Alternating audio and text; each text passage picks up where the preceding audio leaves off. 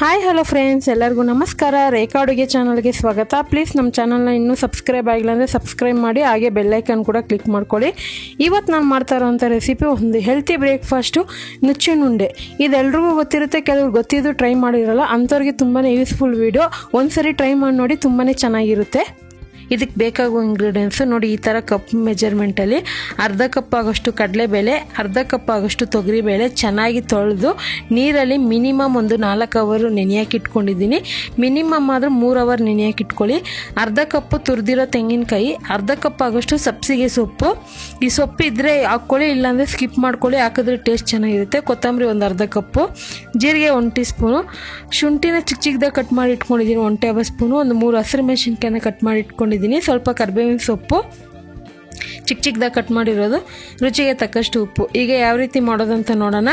ಮೊದಲಿಗೆ ಕಡಲೆಬೇಳೆ ತೊಗರಿಬೇಳೆನ ಚೆನ್ನಾಗಿ ತೊಳೆದು ನೆನೆಯಾಕಿದ್ನಲ್ಲ, ಅದನ್ನು ಮಿಕ್ಸಿ ಜಾರ್ಗೆ ಹಾಕ್ಕೊತಾ ಇದ್ದೀನಿ.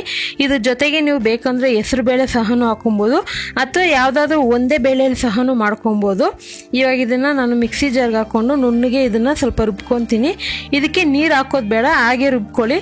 ನಾರ್ಮಲ್ ಒಡೆಗೆ ರುಬ್ತಿರೋದಲ್ಲ ಅದೇ ರೀತಿ ರುಬ್ಕೊಳ್ಳಿ. ತೊಗರಿಬೇಳೆನಲ್ಲಿ ನೀರಿನಂಶ ಇರುತ್ತೆ, ಹಂಗಾಗಿ ನೀರು ಬೇಕಾಗೋದಿಲ್ಲ. ಇವಾಗ ಇದನ್ನು ಗಟ್ಟಿಯಾಗಿ ತರತರಿಯಾಗಿ ರುಬ್ಕೊಂಡಿದ್ದೀನಿ, ನೋಡ್ತಾ ಇರ್ಬೋದು. ನುಣ್ಣಗೆ ರುಬ್ಬಿದ್ರೂ ಪರವಾಗಿಲ್ಲ, ಸ್ವಲ್ಪ ತರತರಿಯಾಗಿ ಇರಲಿ. ಇವಾಗ ಇದನ್ನು ಒಂದು ಬೌಲ್ಗೆ ಹಾಕೊಂಡಿದ್ಮೇಲೆ ತೆಂಗಿನಕಾಯಿ ತುರಿ ಹಾಕ್ಕೊತಾ ಇದ್ದೀನಿ. ಖಾರಕ್ಕೆ ಹಸಿರು ಮೆಣಸಿನ್ಕಾಯಿ ಎಷ್ಟು ಬೇಕೋ ನೋಡಿ ಹಾಕ್ಕೊಳ್ಳಿ. ನಿಮಗೆ ಬಾಯಿಗೆ ಸಿಗೋದು ಬೇಡ ಅಂದರೆ ಶುಂಠಿನೂ ಹಸಿರು ಮೆಣಸಿನ್ಕಾಯಿನ ಚೆನ್ನಾಗಿ ಪೇಸ್ಟ್ ಮಾಡಿ ಸಹನೂ ಹಾಕ್ಕೊಬೋದು. ಕೊತ್ತಂಬರಿ, ಕರಿಬೇವಿನ ಸೊಪ್ಪು ಮತ್ತು ಸಬ್ಸಿಗೆ ಸೊಪ್ಪು ಮತ್ತು ಜೀರಿಗೆ. ಇದಕ್ಕೆ ಸೊಪ್ಪು ಹಾಕಿದ್ರೇ ನಿಮಗೆ ಟೇಸ್ಟ್ ಅನ್ನೋದು ತುಂಬಾ ರುಚಿಯಾಗಿರುತ್ತೆ. ಇದ್ದರೆ ಹಾಕ್ಕೊಳ್ಳಿ, ಇಲ್ಲಾಂದರೆ ಪರವಾಗಿಲ್ಲ. ಹಾಕ್ಕೊಂಡು ರುಚಿಗೆ ತಕ್ಕಷ್ಟು ಉಪ್ಪು ಹಾಕ್ಕೊತಾ ಇದ್ದೀನಿ. ಖಾರ ಎಷ್ಟು ಬೇಕು ಅನ್ನೋದನ್ನ ನೋಡಿ ಹಾಕ್ಕೊಳ್ಳಿ. ಸೊ ಇದನ್ನೆಲ್ಲ ಹಾಕ್ಕೊಂಡು ಚೆನ್ನಾಗಿ ಒಂದ್ಸರಿ ಮಿಕ್ಸ್ ಮಾಡ್ಕೊತೀನಿ. ಉಪ್ಪು ಖಾರ ಚೆಕ್ ಮಾಡ್ಕೊಳ್ಳಿ. ನಾನು ಹೇಳ್ದಂಗೆ ನಿಮಗೆ ಮಿಕ್ಸ್ ಬೇಳೆಯಲ್ಲಿ ಸಹನೂ ಮಾಡ್ಕೊಬೋದು, ಇಲ್ಲ ಒಂದೇ ಬೇಳೆಯಲ್ಲೂ ಮಾಡ್ಕೊಬೋದು. ನಾನು ಬೇರೆ 2 ಥರ ಬೇಳೆ ತೋರಿಸಿದ್ದೀನಿ. ತುಂಬಾ ಒಂದು ಹೆಲ್ತಿ ಬ್ರೇಕ್ಫಾಸ್ಟ್ ಅಂತಲೇ ಹೇಳ್ಬೋದು. ಇವಾಗ ಮಿಕ್ಸ್ ಮಾಡಿದ ಮೇಲೆ ಈ ಥರ ಇಡ್ಲಿ ಪಾತ್ರೆಯಲ್ಲಿ ಬಂದಿರೋಂಥ ಪ್ಲೇಟ್ ಇಟ್ಕೊಂಡಿದ್ದೀನಿ. ಇದಕ್ಕೆ ನಾನು ಸ್ವಲ್ಪ ಎಣ್ಣೆ ಹಚ್ಕೊತೀನಿ. ಇದಿಲ್ಲಾಂದರೆ ನಾರ್ಮಲ್ ಇಡ್ಲಿ ಮಾಡ್ತಿರಲ್ಲ ಅದೇ ಪಾತ್ರೆನಲ್ಲೂ ಮಾಡ್ಕೊಬೋದು. ಸೊ ಇದಕ್ಕೊಂದು ಸ್ವಲ್ಪ ಎಣ್ಣೆ ಹಚ್ಕೊಂಡ್ರೆ ಅದು ಬೆಂದಿದ ಮೇಲೆ ಎತ್ತವಾಗ ಈಸಿಯಾಗಿ ಬರುತ್ತೆ.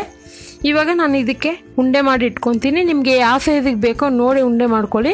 ಇಲ್ಲಿ ನಾನೊಂದು 2 ಥರ ಮಾಡ್ಕೊತೀನಿ. ಒಂದು ಸಿಲಿಂಡ್ರ್ ಶೇಪಲ್ಲಿ ಮಾಡ್ಕೊತೀನಿ, ಇನ್ನೊಂದು ರೌಂಡ್ ಶೇಪಲ್ಲಿ ಮಾಡ್ಕೊತೀನಿ. ನಿಮಗೆ ಎಷ್ಟು ದಪ್ಪ ಬೇಕು ಅನ್ನೋದನ್ನ ನೋಡಿ ಮಾಡ್ಕೊಳ್ಳಿ. ನಾನಿಲ್ಲಿ ಒಂದು ಮೀಡಿಯಮ್ ಆಗಿ ಮಾಡ್ಕೊತಾ ಇದ್ದೀನಿ, ನೋಡ್ತಾ ಇರ್ಬೋದಲ್ವ. ಸೊ ಈ ಸೈಜಿಗೆ ಮಾಡ್ಕೊಳ್ಳಿ. ಇದು ಬೇಯೋದಕ್ಕೆ ಸ್ವಲ್ಪ ಟೈಮ್ ತಗೊಳುತ್ತೆ, ತಿನ್ನೋದಕ್ಕೆ ಮಾತ್ರ ತುಂಬಾ ರುಚಿಯಾಗಿರುತ್ತೆ. ಇವಾಗೆಲ್ಲ ಮಾಡಿ ಪಾತ್ರೆನಲ್ಲಿ ಹಾಕಿ ಇಟ್ಕೊಂಡಿದ್ದೀನಿ. ಈಗ ಇಡ್ಲಿ ಪಾತ್ರೆಗೆ ನೀರು ಹಾಕಿ ಇಟ್ಕೊಂಡಿದ್ದೆ, ನೀರು ಸಹ ಚೆನ್ನಾಗಿ ಕುದೀತಾ ಇದೆ. ಇವಾಗ ನಾವು ಇಡ್ಲಿ ಪ್ಲೇಟ್ಗಳನ್ನ ಇಟ್ಕೊಳ್ಳೋಣ. ಇಟ್ಕೊಂಡು ಇದನ್ನು ಮೀಡಿಯಮ್ ಫ್ಲೇಮಲ್ಲಿ ಇಟ್ಕೊಳ್ಳಿ. ಮೀಡಿಯಮ್ ಫ್ಲೇಮಲ್ಲಿ ಇಟ್ಕೊಂಡು 15 ನಿಮಿಷವರೆಗೂ ಬೇಯಿಸ್ಕೋಬೇಕು. 15 ನಿಮಿಷ ಟೈಮಿಂಗ್ ನೋಡ್ಕೊಳ್ಳಿ. 15 ನಿಮಿಷ ಆದಮೇಲೆ ನೋಡೋಣ.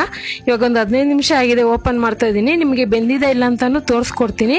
ಸೊ ಯಾವುದಾದ್ರೂ ಚಾಕು ಅಥವಾ ಕಡ್ಡಿಯಿಂದ ಇದನ್ನು ಚುಚ್ಚಿ ನೋಡಿ, ಕ್ಲಿಯರಾಗಿ ಬಂದರೆ ಚೆನ್ನಾಗಿ ಬೆಂದಿದೆ ಅಂತ. ಟೈಮಿಂಗ್ ಪ್ರಕಾರ ಆದ್ರೂ ಒಂದು 13ರಿಂದ 15 ನಿಮಿಷ ಬಿಟ್ಟರೆ ಸಾಕು.